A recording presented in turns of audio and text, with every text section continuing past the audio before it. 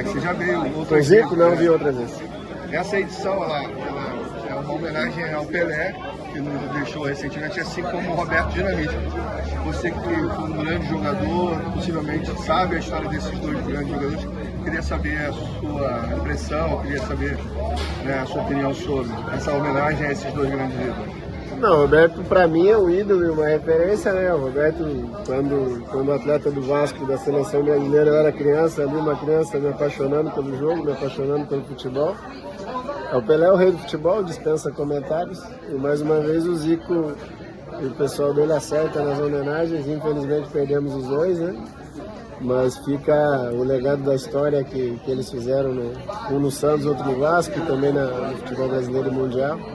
Realmente são referências aí enormes do nosso futebol. Recentemente tivemos a final do Mundial de Clubes e se faz uma discussão sobre a diferença do futebol praticado na Europa, né, em especial pelos clubes ingleses, e o futebol que se pratica no Brasil, a dificuldade que se tem hoje para enfrentar essas equipes.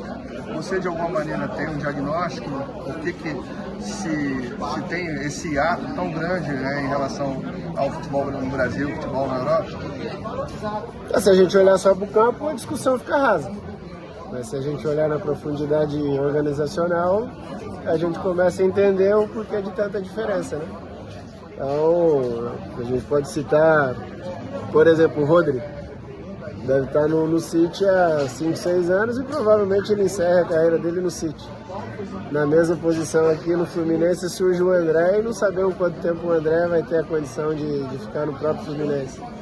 Então a complexidade da discussão ela é muito ampla, é muito grande. O poderio financeiro é algo que você jamais pode não colocar em discussão. O time do Fluminense que enfrentou o Manchester agora tinha 2 estrangeiros. Eles começam com 4 ingleses, isso tudo dá muita diferença. Mas eu acho que o principal que a gente tem que discutir a cada dia mais é a organização do futebol brasileiro. E a organização da sociedade brasileira, né? Porque o futebol não é algo paralelo a isso, né? É algo que está introduzido. Então, merece uma discussão muito ampla para que a gente possa, pouco a pouco, poder diminuir essa diferença. Alex, por favor, se puder te perguntar um pouquinho sobre o Cruzeiro, como é que você está vendo essa reestruturação do clube sobre a gestão Ronaldo? Conseguiu aí a permanência na Série A nesse primeiro ano, que todo mundo fala que é o ano mais difícil.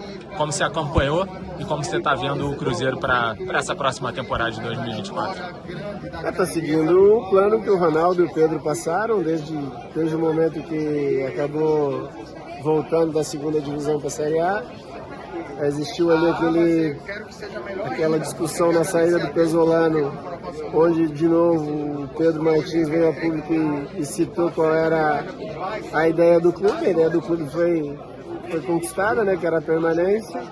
E agora vamos para o próximo ano para ver aquilo que eles querem fazer, né? Trouxeram um novo treinador, novas ideias, para que o Cruzeiro possa voltar a disputar como sempre disputou. Você conhece o Larcamón, por acaso?